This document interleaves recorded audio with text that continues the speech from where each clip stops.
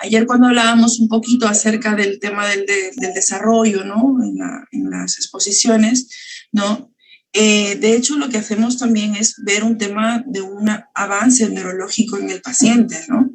Entonces, esta es la finalidad.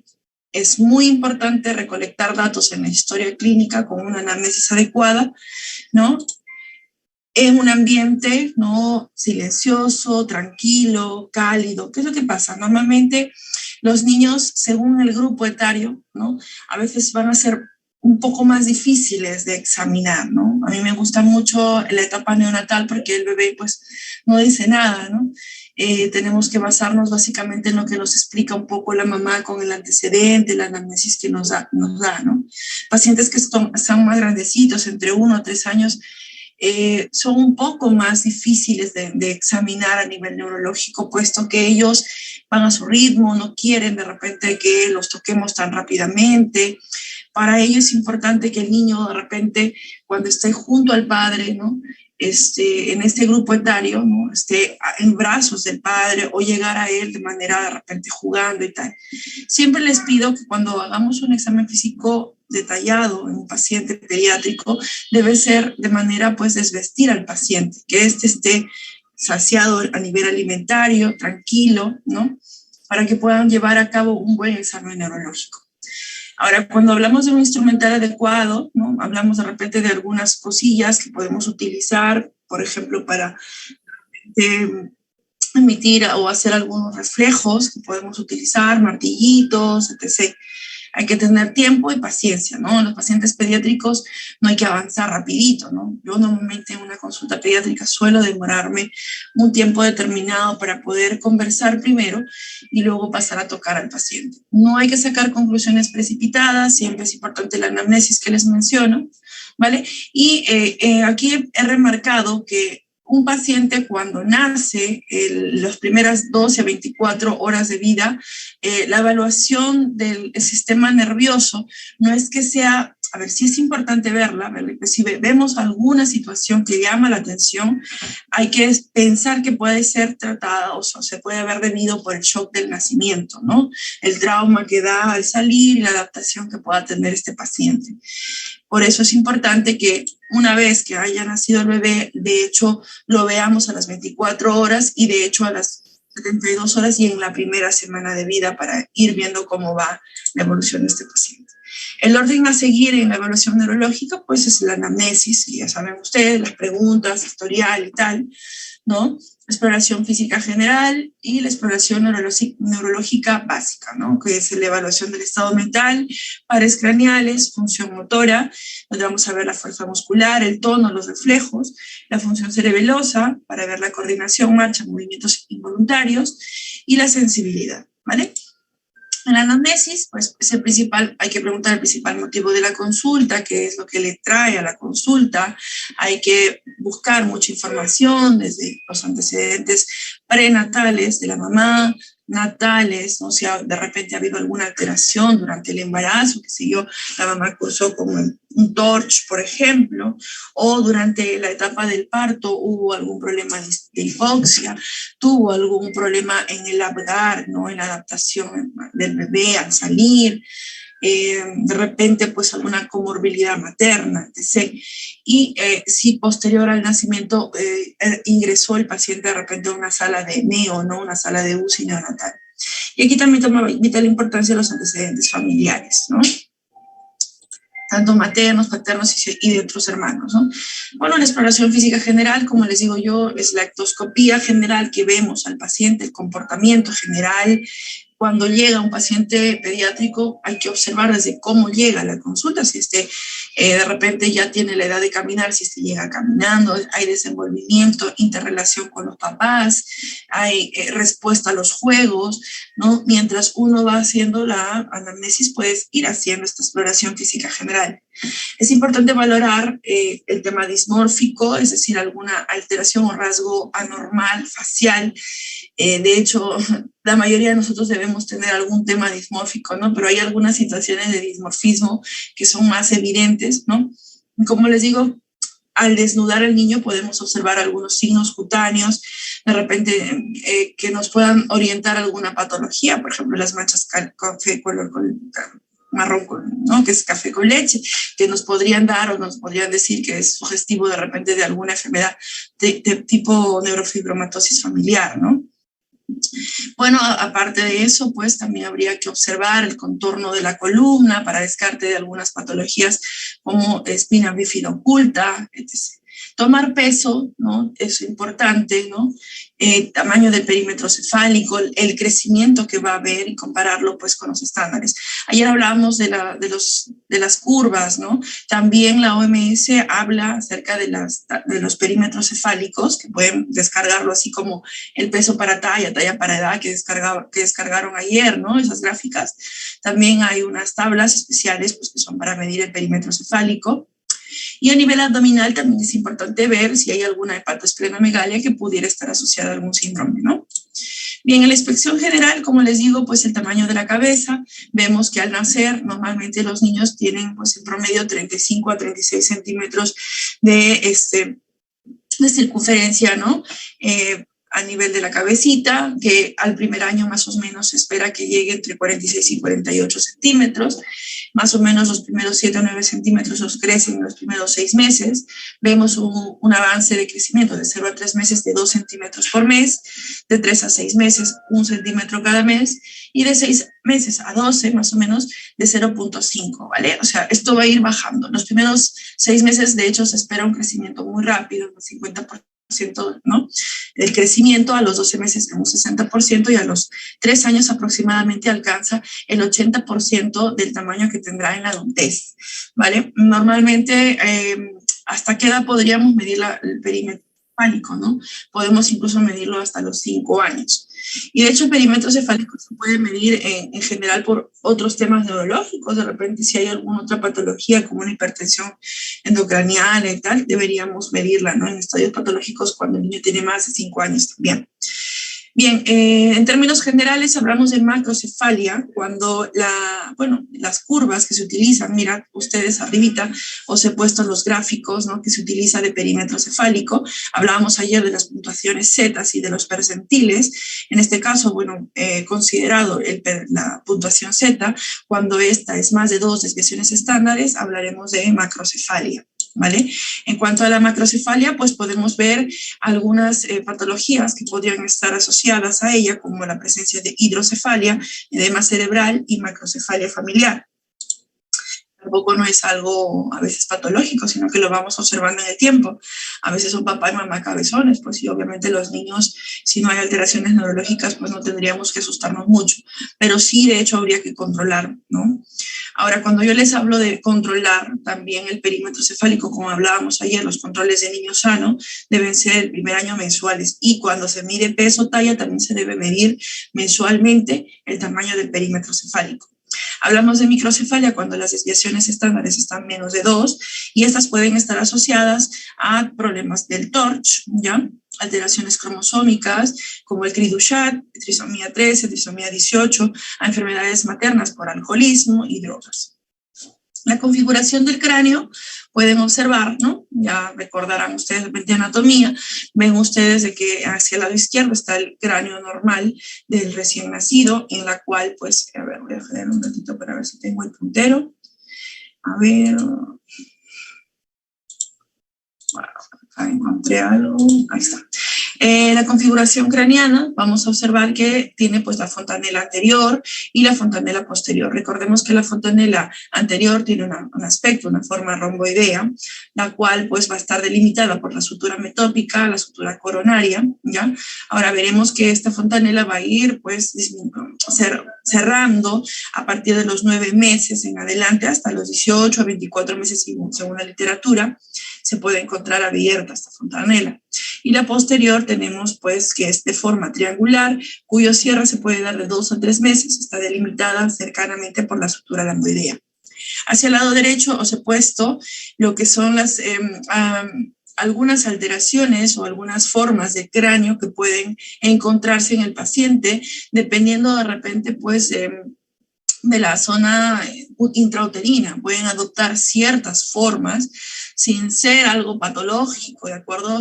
Hay ciertas alteraciones que se pueden encontrar en útero, como la escafocefalia, la plagiocefalia anterior, braquicefalia, trigonocefalia. De hecho, cuando nace algún niño de este tipo, ¿no? Lo que hacemos es, de hecho, evaluar poco a poco porque la cabeza se va moldeando en el tiempo. Nos da chance, ya que tenemos estas suturas y las fontanelas que nos van a ayudar a que esta cabeza se pueda moldar. Si esto es muy severo, de hecho podemos pedir apoyo, ¿no? De repente de nuestros amigos los neurocirujanos para ver si nos dan alguna otra ayuda más con respecto a esto, ¿ya? Aquí están las fontanelas, como mencioné. Bueno, estas básicamente el tiempo de cierre se da entre los 9, 12, 18 meses en un 72% de los casos y hacia los 2 años en el 98% de los casos. En la posterior, menos de 1 centímetro, el cierre se da pues hacia los 2 a 3 meses, ¿ya? ¿Cómo evaluamos la fontanela de un pequeño paciente? Siempre les he pedido que no lo hagamos mientras el paciente llora, ¿no? Hay que coger a la cabecita de nuestro niño y si podemos elevarlo en un ángulo de 30 grados sería mucho mejor y evaluaremos tanto la forma, el tamaño, la tensión y los latidos que pueda haber, ya que de repente ciertas patologías neurológicas, ¿no? Nos podrían dar, ¿no? Una orientación a que podemos estar de repente ante un proceso pues, intracerebral, ¿no? Que pueda llamar la atención, como por ejemplo en el caso de las meningitis, que suelen ser abombadas y ser muy pulsátiles, ¿no? En cuanto a las suturas, ya que mencioné anteriormente, hay algunas veces variaciones donde estas pueden salir de forma acabalgadas, ¿no? O separadas, ¿no? Que van a dar un aspecto, como esta cabecita de acá, ¿no? De una craneosinostosis. La craneosinostosis se define como el cierre precoz de las suturas, es decir, se acabalgan estas suturas, ¿no? Y bueno, no va a permitir el ensanchamiento, este amoldamiento de la cabeza. De hecho, es patológico y de hecho se tiene que pues hacer seguimiento muy cercano, pues tanto con el pediatra como el neuropediatra, ¿no? Neurocirujano pediatra en todo caso. Como les mencioné, la piel y mucosas también, pues, ¿no? Y ahí están las manchas café con leche, que pueden ser asociadas de repente a problemas de neurofibromatosis familiar. Hay problemas como ictiosis, que es esta piel descamada, que puede estar asociada a retrasos mentales, a crisis epilépticas, hiperkeratosis en los pacientes, y los famosos angiomas o hemangiomas, ¿no? No planos, sino estos rebordeados, que podrían también estar asociados a alguna alteración a nivel neurológico, ¿no? Bueno, esto lo puse por mencionar, la actitud y motilidad del niño en las etapas de recién nacido y lactante pequeño, sí son importantes evaluarlas. Normalmente un paciente neonato pues adopta una posición en ranita, ¿no? En posición con los bracitos semiflexionados, con los puños cerrados y de hecho van a haber movimientos que va a desarrollar. Alguna asimetría que ustedes puedan observar, de repente una poca movilidad, no, esto no estaría de acuerdo a la edad. Ya, eso es lo normal. En cuanto a la etapa lactante, normalmente pues estos miembros, tanto superiores o inferiores que ellos tienen, sus bracitos suelen ser pues con movimientos mucho más simétricos, tipo bailarinas, ¿no? De ballet, ¿no? Suelen haber movimientos normales, ¿ya? Que si no los presentan también pueden ser algo patológico, ¿ya? Hablábamos de repente del pulgar, ¿no? Que normalmente hacia los 3 meses todavía está pues con el puño cerrado, pero si este persiste por más de 3 meses en adelante con el pulgar, con el puño cerrado, no hay apertura, podría mencionarnos de repente que hay alguna alteración, de repente desde el punto de vista cortical, o de repente alguna otra alteración a nivel de los miembros inferiores con los movimientos por una hipotonía, ¿no? Bien, en cuanto a las variaciones que puedo encontrar que se deben despertar sospecha de lesiones, como les menciono, la parálisis braquial, ¿no? Vean ustedes en esta imagen, el miembro superior en posición de extensión flácida a lo largo del tronco, ¿no? Miren cómo no hay una flexibilidad. La persistencia del puño cerrado después de los 3 meses también debe recordar que puede ser una lesión motora o retardo de maduración. Y los temblores de naturaleza neurológica, es decir, aquellos movimientos que deberían encontrarse normal, ya pueden ser muy bruscos, muy duros a la hora de hacerlos o realizarlos, tienen demasiada gran amplitud, muy toscos, ¿no? De repente, pues sí, también podría sospechar de que tiene alguna alteración neurológica que vale la pena que lo vea el neuropediatra. El llanto, lo menciono, yo sé que la mayoría de niños lloran, ¿no? Yo sé que, bueno, por todo lloran, ¿no? Hay que excluir las causas de repente de miedo, causas de infecciones que puedan estar trayendo los pacientes, ¿vale? Yo siempre he dicho que prefiero que un niño llore, ¿ya? Porque, bueno, nos menciona que está exteriorizando el miedo, el dolor y tal, ¿vale? Pero nos debe a más bien alterar cuando hay ausencia de llanto, ¿no? Un bebé que está muy apagado, que no hay mucha respuesta, sí, pues podría llamarnos la atención, ¿no? Entonces, en cuanto a la evaluación del estado mental, tenemos que considerar el nivel de conciencia, que puede ser normal, estuporoso, en coma, la atención, mediante la repetición, por ejemplo, de dígitos, ¿no? Sentido directo al inverso, en la orientación, ¿no? Para ver tiempo, espacio. Ayer les hablaba un poquito de que los niños a partir de los 9 años ya nos podrían dar mayor orientación del tiempo, en qué fecha nos encontramos. Antes de los 9 sí nos pueden decir dónde estamos, con quién estamos. El comportamiento, hay varios tipos, normal, agitado, deprimido, negativista. La evaluación de la memoria, puede ser memoria remota, reciente, la memoria visual, y lo que es las nopsias y las praxias, ¿no? Esto se define como la capacidad que tiene la cabeza, el cerebro, en reconocer información previamente aprendida a través de los sentidos, como la vista, olfato, ¿no? Que conocemos, y la noxia nos permite a la persona saber reconocer el objeto percibido a simple vista, ¿ya? Y praxis es la facultad que tiene cada persona para manipular objetos, manifestar impresiones, hacer expresiones gestuales, ¿no? Expresarse verbalmente, siendo los efectos de las noxias y las praxias las agnoxias y las apraxias, ¿no? Que donde hay una pérdida de la capacidad de juicio, alteración de razonamiento y abstracción, ¿no? De las cosas. Bien, el nivel de conciencia se evalúa pues por la escala de coma de Glasgow, que ya ustedes seguramente lo han visto antes. Esta del lado izquierdo es la que se utiliza para los pacientes pues adolescentes y adultos, ¿vale? Pero en pediatría tenemos una escala de Glasgow modificada para lactantes y niños, ¿vale? Que, bueno, nos da básicamente una división de más de un año y menor de un año. Igual va a evaluar la respuesta ocular, motriz y verbal, dándole mayor puntaje a 4 en la respuesta ocular, como menor puntaje 1, respuesta motriz 6 puntos, como respuesta inferior o nada 1 punto, y la respuesta verbal 5, y como mínima respuesta 1 punto, ¿no? Ahora, según la evaluación, el puntaje que le damos, vamos a encontrar pues la clasificación, creo que no se los puse en este momento, de escala de Glasgow leve, moderado y severo, ¿no es cierto? Siendo pues severo menor a 9 puntos, y esto se considera como coma, ¿no? Entonces esto ya es un indicativo inclusive de intubar al paciente.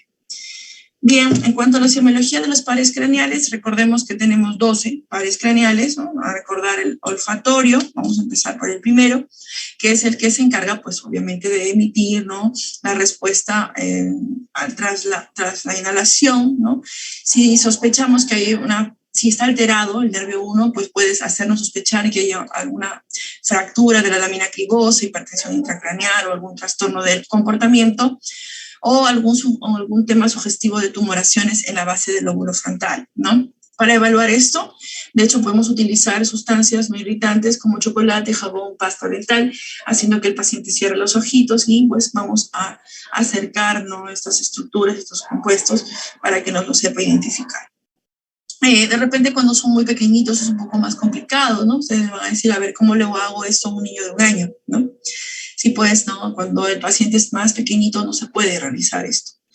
Bueno, en cuanto al segundo par, el nervio óptico, tenemos pues que evalúa la agudeza visual, campo visual, fondo de ojo y visión de colores. Existen unas cartillas que utilizamos, pues, ¿no?, para determinar la agudeza visual y si hay alguna alteración en los colores, ¿no? Normalmente, pues, podemos hacer una evaluación rápida, ¿no?, de ellos. Si tenemos alguna duda, podemos pedir interconsulta, oftalmología, que también nos podría ayudar. Ustedes también me van a decir acá, doctora, ¿cómo hacemos con los niños pequeños? Vean ustedes estas imágenes, ¿no? No son números, no son letras, no son unas letras que te van a repetir, son más bien, ¿no?, imágenes que para que sea más fácil y sencillo para los niños, ¿no? ¿Qué ves ahí? Un árbol, una mano, ¿no? ¿Qué ves en la primera? Vas preguntando, ¿no? Bueno, en cuanto al tercer, cuarto y sexto par, ¿no? Básicamente se van a encargar de, pues, la inervación musculatura extrínseca del ojo, ¿ya? Estos pares, pues, son el motor ocular común, el patético y el motor ocular externo, ¿ya? ¿Cómo se inspeccionan estos pares? Pues básicamente se va a observar la situación de los párpados, la simetría del globo ocular y las inclinaciones compensatorias. Se le va a pedir al paciente, básicamente, que sin mover la cabeza siga con la vista la punta del dedo del observador, que va a desplazarse de un lado hacia el otro, derecha, izquierda y luego de arriba hacia abajo. ¿De acuerdo? Bien, en estos movimientos que nosotros podemos realizar, podemos observar el nistagmus, que es este movimiento anormal, ¿no? Tras la evaluación de los globos oculares. Recordemos que también se puede evaluar el diámetro de la pupila y el reflejo fotomotor, que es la respuesta pupilar a la luz, ¿ya? Y la de acomodación, que es la miosis que se produce al aproximar el dedo del examinador hacia 10 centímetros de la nariz. El reflejo de acomodación y de convergencia y el reflejo consensual, que lo he escrito acá, consiste en la contracción de la pupila en respuesta a un estímulo luminoso. Ustedes van a decir acá, doctora, si hay una parálisis o una alteración, ¿no es un estrabismo o algo por el estilo? Sí, pues no, se llamaría estrabismo la parálisis de alguno de estos pares y que se va a poner en manifiesto en algo pequeño. Ahora, debemos descartar o estar tranquilos en parte, ¿no? Normalmente los niños fisiológicamente hasta los 5 a 6 meses tienen un estrabismo fisiológico, ¿ya? Es aquello de que el papá te puede preguntar, oye, está con los ojitos medios metidos, tiene 2, 3 meses, ¿no va a ser no va a tener estrabismo? No, porque en realidad la acomodación todavía se va a dar hasta los 6 meses. Pasado ese tiempo, de hecho, sí valdría la pena, salvo que ustedes encuentren una cosa muy grosera que obviamente os diga, oye, este niño tiene 3 meses, pero la acomodación de este ojo está demasiado, ¿no? Entonces, este paciente, de hecho, vas a darle chance, pero también vas a tener que pedir el apoyo de oftalmología. En cuanto al par quinto par, que es el nervio mixto, se encarga básicamente de la rama motora que inerva los músculos masticadores, como y la rama sensitiva, que es la que se encarga de toda la parte sensitiva de la cara. En la rama motora lo podemos realizar, como pone en la imagen aquí, palpando el macetero cuando el paciente cierra los dientes. Y se le pide al paciente que incluso abra la boca, ¿no es cierto? Cuando hay alguna alteración, pues normalmente la boquita, la zona de la boca se va a desviar hacia la zona afectada. Y la rama sensitiva se le pide al paciente que cierre los ojos y con una agujita podemos explorar, ¿no? Más o menos de derecha a izquierda, de arriba hacia abajo, áreas que están inervadas por el trígeno. El séptimo par, es el nervio motor, que es un pequeño fascículo de fibras sensitivas que recoge información sensitiva del conducto auditivo externo y del gusto en los 2 tercios anteriores de la lengua, ¿ya? Bueno, aquí he mencionado que es el par craneal más frecuentemente lesionado, ¿ya? Y la evaluación se va a realizar básicamente observando la actividad espontánea de la apertura de los ojitos, y al pedir que este paciente cierre los ojitos, vamos a observar que estos no se contraen del todo, no se cierran totalmente, ¿no? Puede haber una ligera apertura, y también se le puede evaluar pidiendo al paciente que eleve las cejas, que frunza la frente, ¿no? Y que dirija la boca hacia los lados y enseñe los dientes. Entonces, si encontramos alguna alteración de ellas, vamos a observar, por ejemplo, en esta imagen, ¿no? Miren este pequeño paciente que no tiene el cierre completo, ¿no? La desviación hacia el lado afectado de la boca, aquí mantiene el ojito abierto, y en esta imagen también, ¿no? No hay un cierre total. En cuanto al octavo par, bueno, pues este octavo par se va a encargar pues de 2 funciones principales, que, bueno, tiene la parte auditiva, también llamada la parte del nervio vestíbulo coclear o nervio estatoacústico, y está compuesto por el nervio coclear, como su nombre lo dice, transporta información sobre el sonido, y el nervio vestibular, que transporta la información del equilibrio, ¿ya? El equilibrio lo vamos a evaluar con la marcha y la estabilidad general del cuerpo, ¿ya? Que conecta pues al oído, el oído al tallo cerebral.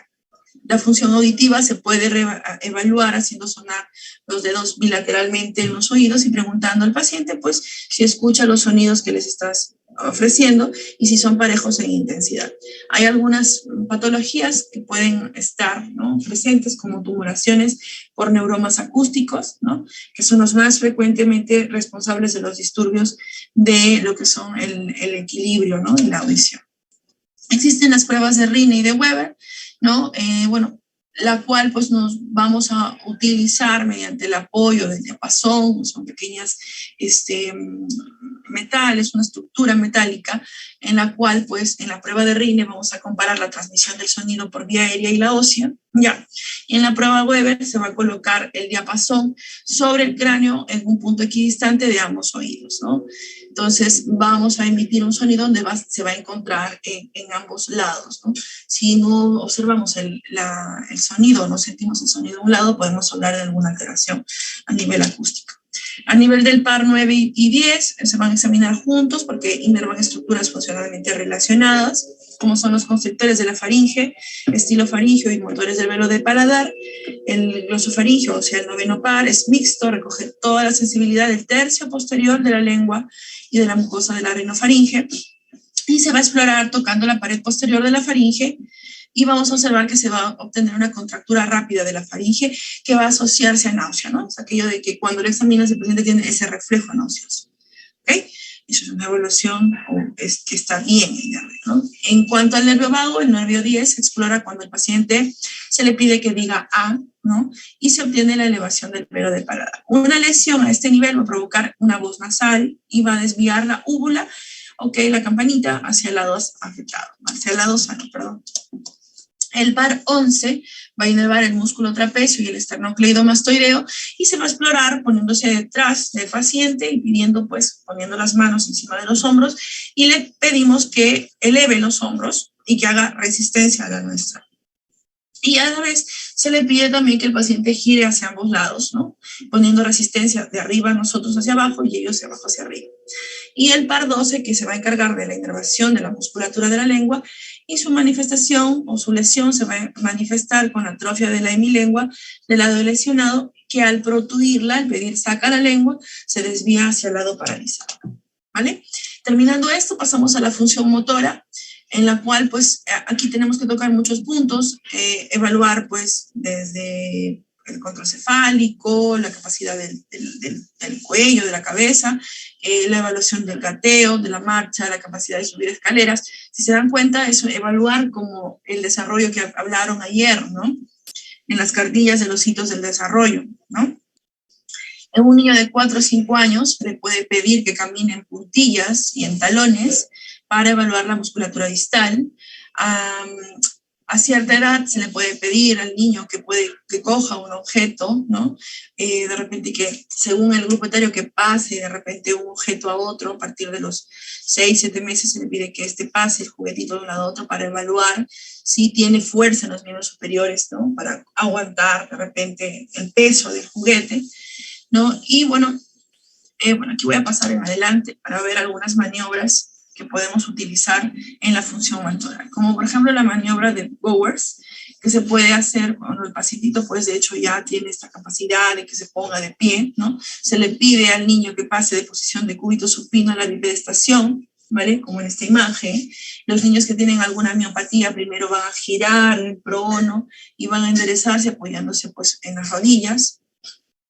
Otra maniobra es la maniobra de Barré de extremidades superiores, en la cual se pide al paciente que ponga sus brazos en posición horizontal con las palmas hacia arriba y que mantenga dicha postura, ¿vale? Entonces se le pide al paciente que se mantenga un buen momento así y vamos a observar si se mantiene, ¿no? En fuerza, aguanta, ¿no? La posición. La maniobra de Mingazzini, que se va a explorar, ¿no? Tenemos la fuerza de las extremidades inferiores partiendo de una posición de cúbito supino y se pide al paciente que flexione los muslos sobre la pelvis y que las mantenga elevadas horizontalmente. Hay una maniobra que es la de Mingazzini, de miembros superiores, ¿no? Donde pueden observar de que bueno, el brazo del paciente cae, no mantiene, ¿no? Al mismo nivel que el otro brazo. Hay una escala que se utiliza para valorar la escala de la fuerza muscular, donde 0 es ausencia de contracción, es decir, no hay fuerza, y 5 es fuerza normal. tono, ¿ya? La extensibilidad o máxima elongación pasiva de un músculo, ¿no? Se refiere al tono. En las extremidades inferiores se va a valorar el ángulo popliteo y en las extremidades superiores se realizará la prueba de la bufanda. Ok, vamos a ver algunas evaluaciones del tono.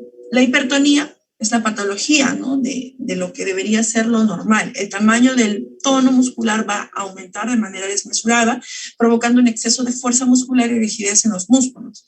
Esto está asociado a las parálisis cerebrales, niños con PCI, ¿de acuerdo? Y la hipotonía es el bajo tono, que se traduce en un niño blandito, con mucha elasticidad, consistencia blanda, articulaciones que no están bien fijas ¿no? Cuando el músculo está contraído. Estos pueden estar asociados a daños cerebrales graves o enfermedades neurodegenerativas. Y no confundir con las distonías, que son contracciones musculares involuntarias que ocasionan movimientos repetidos o de torsión. Esto se da en daños extrapiramidales. Algunas maniobras para evaluar el tono, vean ustedes la valoración del ángulo de dorsiflexión, bueno, en este caso del piecito, ¿no? El examinador va a flexionar el piecito para ver si hay buena respuesta o no. Valoración de la bufanda, se lleva hacia el lado contrario, el brazo de repente extendido al lado derecho. A cierta edad sí es normal que pueda presentar un tono, ¿no? Que sí nos permita realizar esto, ¿no? La no llevada de repente del brazo hacia el hombro de este niño, donde nos pone mucha resistencia, mucha dureza, podría indicarnos una hipertonía, por ejemplo, ¿no? El balanceo de los pies, ¿no? Donde pues nos tendría que dar una sensación, ¿no? De estabilidad normal. Hay niños que son muy blanditos, que están muy blandos, muy elásticos, y podríamos estar frente a una hipotonía, ¿no? Balanceo de la mano, pedimos la rotación de la cabecita del niño, si hay resistencia o no, flexión repetida de la cabeza para ver si hay contractura, ¿no? Valoración de los ángulos abductores, valoración del talón oreja, valoración del ángulo popliteo, ¿no? Son maniobras que podríamos realizar a la hora de evaluar el tono. Y pasamos al apartado de reflejos, que son las respuestas motrices involuntarias a estímulos sensitivos. Tenemos los osteotendinosos y los cutáneos. La intensidad de los reflejos, igual que el tono, se va a evaluar por hiperreflexia, ¿no? Que es el aumento de los reflejos, una lesión de la neurona motora superior, un tumor de tallo cerebral, un hipertiroidismo, una hipocalcemia, nos puede dar pues una hiperreflexia. La hiporreflexia es la poca respuesta de estos y pueden estar asociados a lesiones de la neurona motora inferior, distrofias musculares, miastenis, etc. Y no confundir con clonus, que es una serie de contracciones rítmicas e involuntarias del músculo estriado, ya que van a provocar la extensión pasiva y brusca de los tendones. Esto se da básicamente en lesiones de la neurona motora superior, hipertonía muscular, hiperreflexia, etc.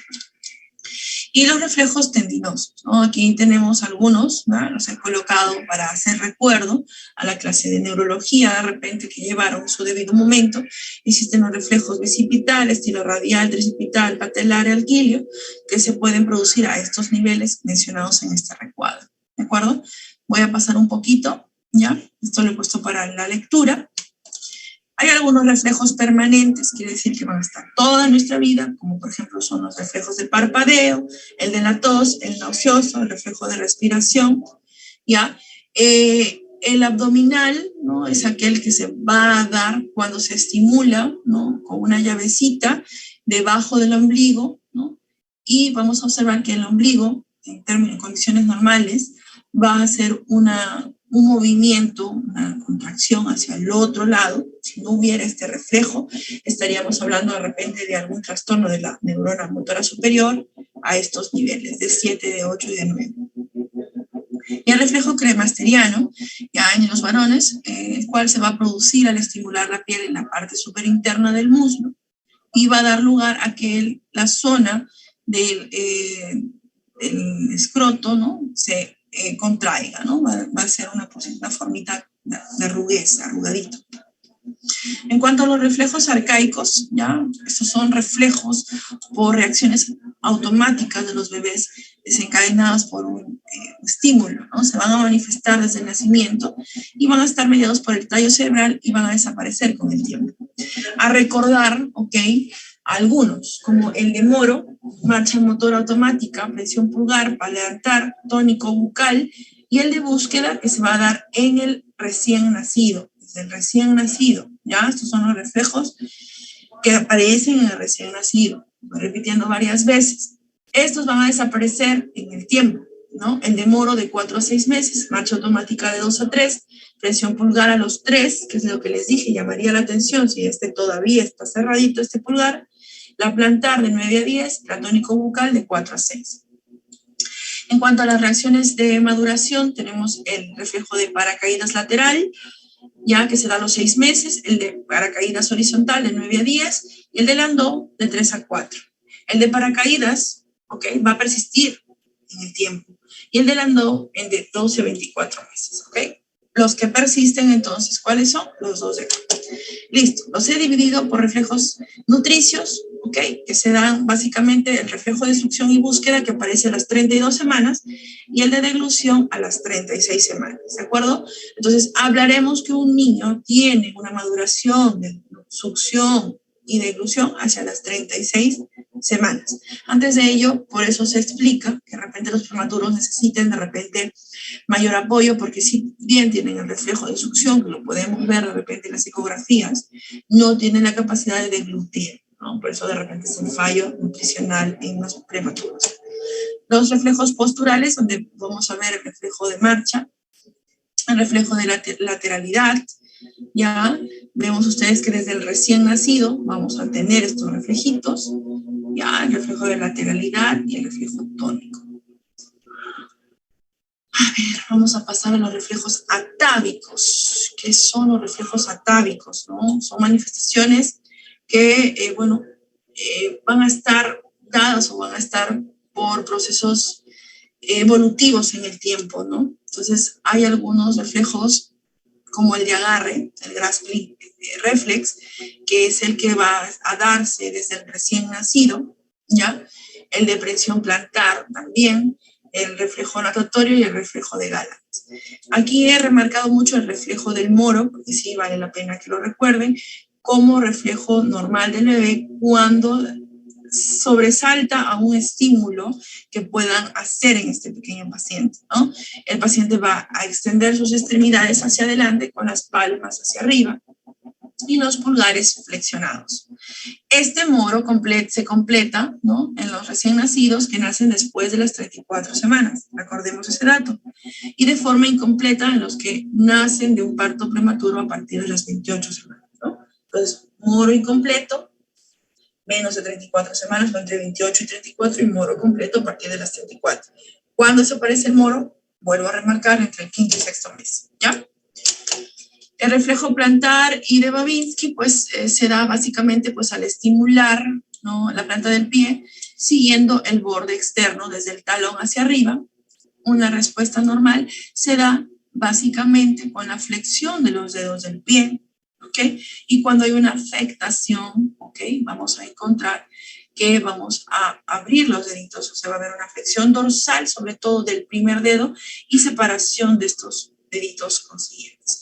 No tiene significancia alguna este reflejo en niños menores de 2 años, Más bien, si pasados los 2 años no tiene, ya indica o nos va a indicar lesión o es patológico en las vías piramidales, Terminando ya la función cerebelosa, vamos a ver la observación de sedestación, marcha y equilibrio, ¿de acuerdo? ¿Se acuerdan que hablé acerca del octavo par, ¿no?, que se encargaba también del tema de la marcha, ¿no? Podemos evaluar acá los reflejos de la maniobra con la maniobra de Romberg, la prueba talón-rodilla, movimientos alternos de las manos y la coordinación dinámica con la prueba dedo-nariz, ¿no? El examinador le pide tocar la punta del dedo y luego le dice al paciente que se toque la punta de la nariz. La ataxia, que consiste en la coordinación de los músculos agonistas, antagonistas y sinergistas para lograr movimiento.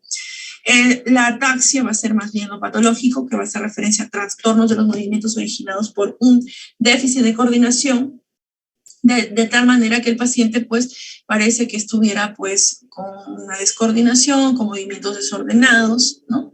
Puede ser de tipo cinético o dinámico, ¿no?, que aparece durante la ejecución de la marcha, y la estática, que aparece durante la estancia en pie del paciente, ¿no?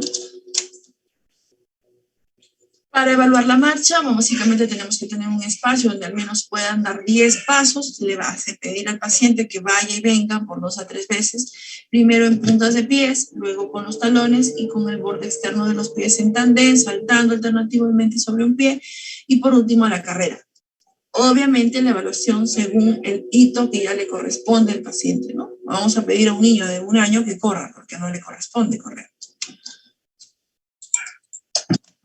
En cuanto a la sensibilidad, tenemos la evaluación de la sensibilidad superficial y la profunda. En la superficial tenemos la evaluación con el tacto, con uso de torundas de algodón, del dolor con alfileres, de temperatura con tubos de agua fría y caliente. Y la sensibilidad profunda se va a encargar básicamente del sentido de posición del paciente, la vibratoria con las pruebas de Rine que les mencioné anteriormente, y la del dolor de estructuras profundas. Finalmente, los signos de irritación meningia. Les mencioné temprano, ¿no?, sobre el abombamiento de la fontanela, que sí nos daría pues una aproximación a alguna enfermedad meningia. Y no olvidar los signos meningios, como por ejemplo el signo de rigidez de nuca. En el caso de existir irritación de las meninges, ¿no?, hay una dificultad para realizar la maniobra porque el paciente siente dolor, ¿no?, y presenta espasmos de los músculos del cuello. Esto se puede dar no solamente en meningitis, sino también en hipertensión endocranial o artrosis cervicales. El signo de Kerning se realiza pues elevando la pierna, ¿no?, y el paciente va a flexionar la rodilla de forma refleja. En caso de meningitis, radiculopatías, el paciente refiere dolor en la parte posterior del muslo y no es posible realizar la maniobra. Y el de Brudzinski, que es el que se realiza cuando elevamos la cabeza, el paciente, ¿no?, va a flexionar las rodillas de forma refleja, ¿ok? En caso de irritación meningia, ¿no?, el paciente va a flexionar de forma inconsciente estas dos rodillas. Bien, eso es todo. ¿Se durmieron? ¿Están ahí todos todavía? ¿Preguntas acerca de la evaluación neurológica?